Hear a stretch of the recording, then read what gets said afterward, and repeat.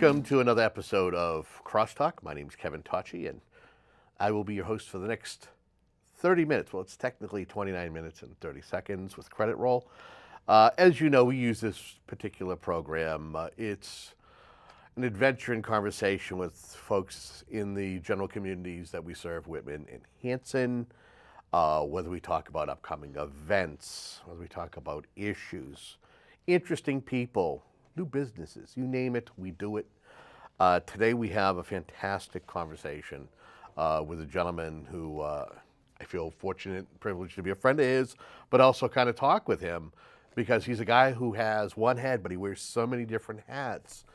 The main hat we're going to talk about today is a special human rights mission trip that he's taking to Uganda. We have Chris DiOrio, who is joining us, sir. Kevin, good to see you again. Welcome to CrossTalk.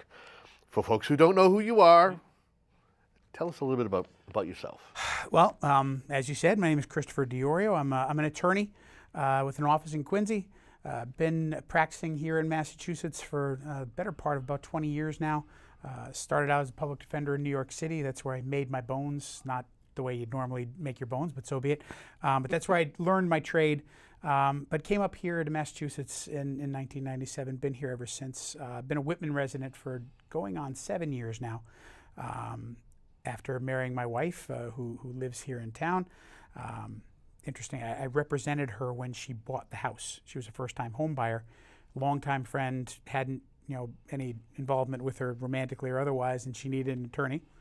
And so I helped her buy the house, and then 7 years later now, here I am, happily married to a Whitman resident. So, but I'm involved with Whitman government as a finance committee member here in town, and I'm also thankfully and very happily a board member of this wonderful fine station here. Excellent. Talk to us about some of the things that you do, and it kind of goes beyond as far as giving back. And it isn't, and it doesn't stop and start with you, because we have had one of your offspring in here. We're talking about Dominics Dimes. Mm-hmm. He sat in that very chair talking about an organization that you helped him craft and that is still going strong. It's Dominics Dimes has been up and running we're going into our 4th year coming up in September, but it was impressed upon me a long time ago that giving service above self is a tremendous goal, I think, for anybody to have. The notion that you have to step outside yourself to help others, and I've seen that and tried to make that a part of what I wanted to be, the kind of person that I wanted to be. When I came out of law school, there were job offers at large white glove firms. I chose to work in the public defender's office because there was a need for people with my skills. When I decided to come up here to Massachusetts and work, I worked in a firm, but took counsel cases, working with pro bono matters and doing criminal cases for folks who can't afford it. And then stepping outside of that, it's not just a church issue. It doesn't have to be a faith issue. These are people. You have a skill. You have a certain ability to help. And to not use that ability is, for me at least, a tremendous crime and a tremendous waste. That if you have the ability to serve people with your particular set of skills, with your abilities, you should do it. And it was impressed upon me as a child. It's and has followed me through my 50 years and missed. But it's something that's always been a part of me. And just as important is the example that you set for those who watch. I know that you do things and people see you do it. Your children watch. The story of Dominics Dimes is, one of those incidents where you never think your kids are listening. You always, why don't my kids listen to me? I had taken my son on a walk through Brockton, which I do with my church there, and we check up on folks who are displaced and homeless in the street. And I came home, I had told him about this one particular gentleman that was a normal person in a normal place all the time, and told him his story about how he was living on $780 a month from the government. That was his only source of income based on his disability. And he had a choice to live on the street or to spend all of his money on a roof but not eat and not clothe himself and not do all of these other things. So I told him about this person, and he asked me to physically take him to this person one evening. So 10 o'clock at night, I have my then 12-year-old son with me, walking the streets of Brockton, meeting a homeless person. The next morning, my son comes downstairs, completely unprovoked, with all of his Legos in a box, and says, "Daddy, how much can I sell these for?" "Why do you want to sell these?" "Well, because I want to take this money and give it to that man that I saw on the street so that he can have a place to live this month." I said, "Well, you might be able to get like $20, but that's not going to, it's not much." Right. And then he got me with that thing that he listened to, that I had been saying to him for years.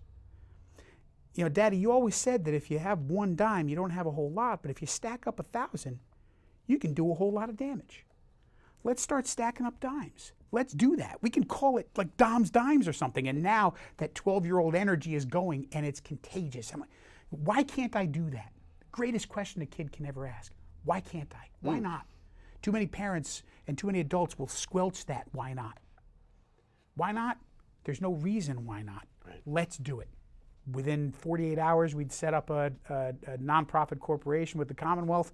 He became the youngest president of a nonprofit corporation in the Commonwealth of Massachusetts at that age, and since then we've raised over $10,000 in cash donations, another 20 or 30,000 in handbags and purses and backpacks and sundries that we go out every 2 months and deliver to folks on the street. The idea for him was always to make this a one-on-one, hand-to-hand mission that a lot of people can write checks and God knows what happens to it after that. Right. But he wants to actually see a need and fill it right then. And again, when they listen to something that important, they see the value of serving others. And I'm glad that he caught the bug, and my daughter is in a similar vein herself, and we all work together, and it's a great family enterprise to put yourself in the place where you can help others. All right, we're going to pause it right there for a second. Don't stop anything. I just got to fix something on Chris.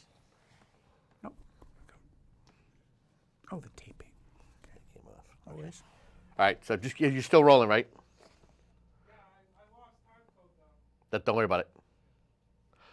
So it sounds to me like we have the ingredients as to why you're going to be taking an interesting trip to another continent, another country. Yep. Talk to us about your human rights mission to Uganda. Why are you doing this? Well, we've talked about this before, and I'll repeat it. There are moments when you feel called, that you see that there is a tremendous need for your skills, your abilities to go to a certain place. I've been practicing the civil rights realm since I've been, practicing law. I've been teaching constitutional law and civil rights for going on 10 years now at local colleges. It's something that I feel is tremendously important. But to see some of this human rights abuses going on in the country of Uganda, a touchstone country in the African continent right now, and to see and hear what's going on there was a need. And so I made the necessary inquiries to find out, what can I do? Do you need someone like me? I made 2 phone calls, and the person I spoke to on the second call said, "You're exactly who we're looking for. We've been waiting for someone like you for a long time," and the process began. The reason why they needed somebody like me is because the last person who went over in a similar capacity wound up getting chased out of the country and had to escape through Nepal. So the work that I will be doing has a potential danger to it. It's an established African country with a president who's been president for 32 years now, in a quote-unquote democracy. But when you're the only person who can put up a candidate, and you're the only, there's no parties there, and anybody who attempts to oppose the current president and his particular government is jailed or disappears, or somehow other is punished or sanctioned or otherwise politically oppressed for their difference. So that's important. There are tremendous freedom of speech issues over there. Women's rights are almost non-existent. And there's a tremendous backlash against the LGBTQIA community there as well. These are underserved communities, and it's something that my skills and my ability and my advocacy can go there and hopefully make a difference, and that's why I'm going. Now, you are going to be working with a group over there? There is an established NGO over there, a non-governmental organization called the Foundation for Human Rights Initiative.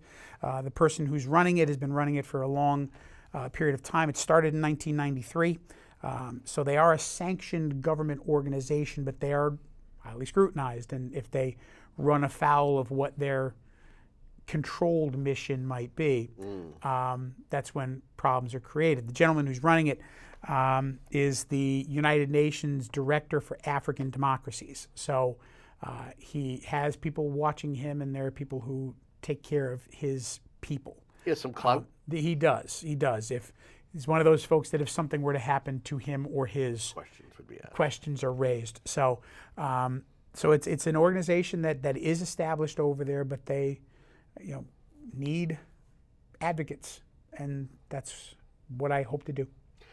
Have you yet had a chance to sit down and plot out how your trip will go, how you will get out? I mean, are you just going out there to just try to share information, get information into the right hands? What are you doing? The goal there is, there are multiple platforms. Educate, first of all. Educate, advocate, represent, and research. Okay. There are issues that, when you have people in local communities that don't know what their rights are, because the press is controlled over there by the government. There's a dearth of free press there. Women don't realize that there has been a constitutional shift. You might know it in the cities, but you might not know it in the surrounding communities, that there is a constitutional move to give women more rights.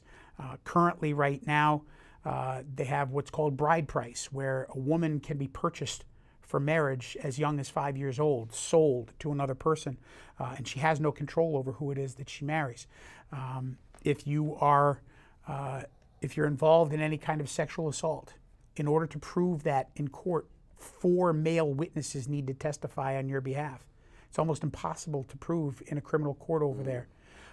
Women are considered property for purposes of estates, that if their husband dies, they pass along with the goats and the chickens and the cows to the next male relative. Now, there's a constitutional move to change that, and in fact, their new constitution says that women don't pass anymore, or don't have to pass, and they have a right to 15% of the whatever the husband has, which is leaps and bounds above being passed along as a piece of chattel. But women don't realize this, and the president won't sign this.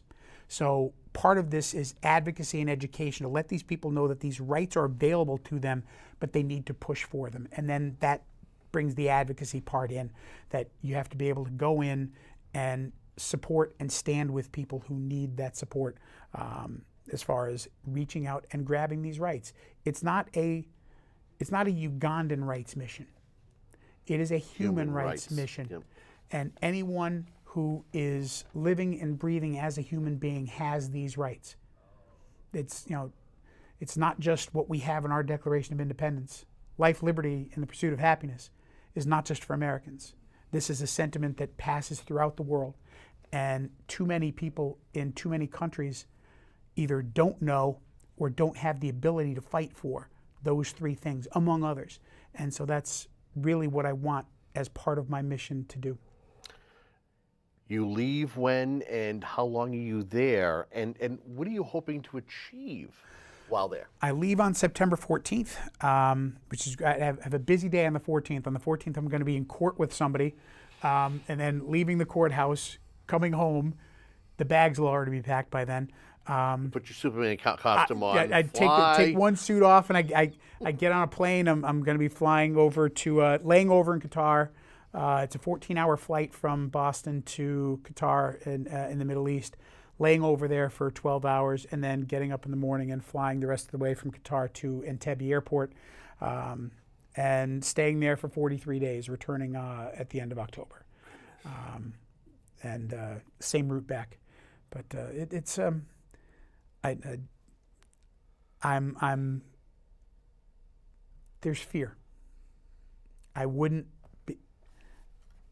be human if you weren't afraid. It was, I get the news clippings every day now from Uganda, and they shot at the president's motorcade on Monday. Their version of midterm elections were going on this week, and he had traveled to Arua, which is one of the northern provinces, during the elections, and they shot at his car and killed 2 of his guards, President Museveni. He escaped, and then immediately as a result of this, arrested 28 people in the political opposition party who may or may not have anything to do with it. But because somebody took shots at his car, It sends a message. now I've got to put these people, Bobby Wine and who's a gentleman in the opposition over there, now they're all behind bars. The next day, the opposition press, the underground press, says it never happened. Nobody shot at his car. There's no evidence that the car was shot at. And this was just an opportunity for him to turn the election tide. But you don't know because he's in control of the main press. So there's no evidence out there. So now the investigation goes on. These are the games that get played in that country. So Ugandans' version of fake news or made-up news. Very much that they take an opportunity, and this has been the history of this particular president, to be an opportunist and to utilize event-based media to support a political agenda. It's the equivalent sometimes of a magician doing sleight of hand, where they get you looking at this over here, and meanwhile over here they're grabbing something and take. It's very similar over there. Their economy is faltering, their infrastructure is failing, and so what he does is he waves a shiny object and says, women are the downfall of our country because they're dressing inappropriately. We need to pass laws that say that women, they have over there in 2009 passed a law called the Anti-Pornography Bill. Now, it's not just what you'd expect. Anti-pornography also refers to women not being permitted to wear any revealing clothing, bikini tops, halter tops, skinny jeans, skirts that ride 2 inches or more above the knee. And what's happening is women who are deemed to run afoul of this are being stripped naked in the streets, and the police do nothing to stop it. But they utilize this to draw attention away from the problems that the country's having. They can direct attention towards the LGBTQ community and say that this immorality is the is why our country is having problems now.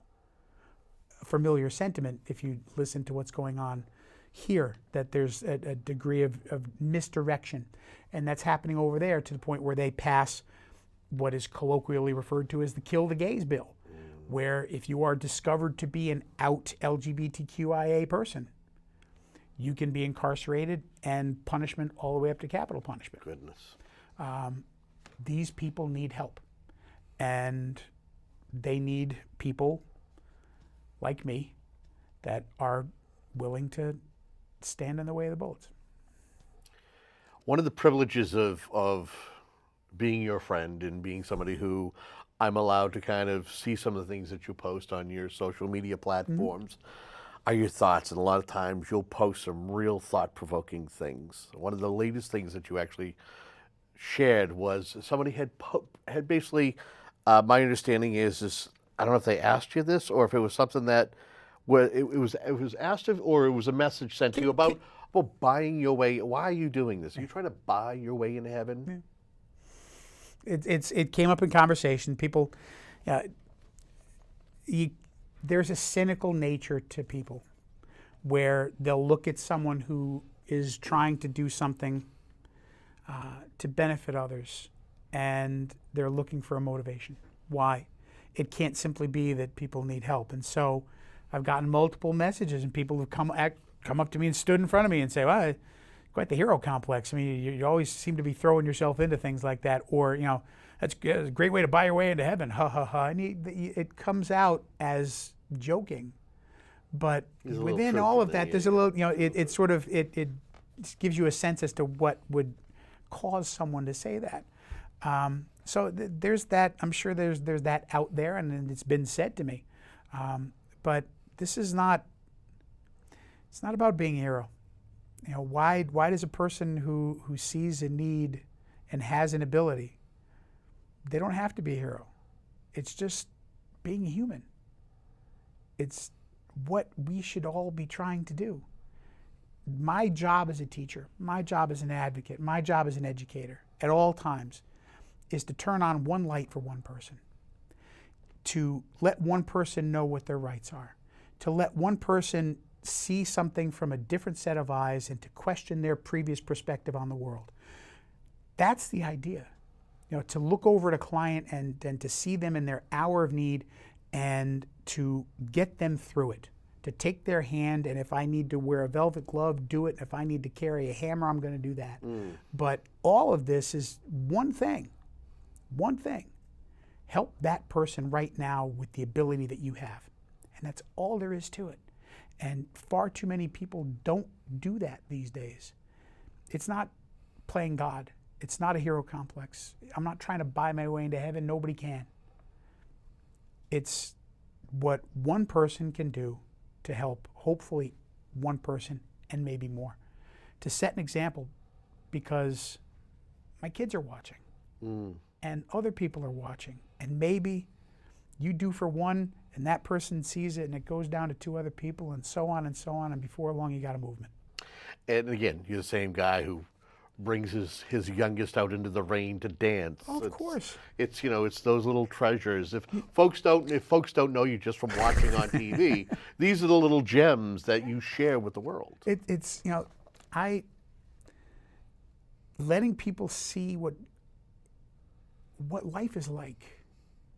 That I'm 51 years old. I have a 2-year-old son. That's not normal.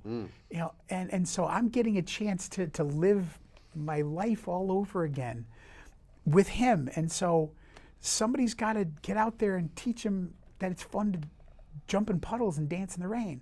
But somebody's also got to teach him that you don't sit down in front of a television screen. Sorry, viewers. You don't sit down in front of a screen and burn your brains with all of this stuff. It's not, you don't educate by showing.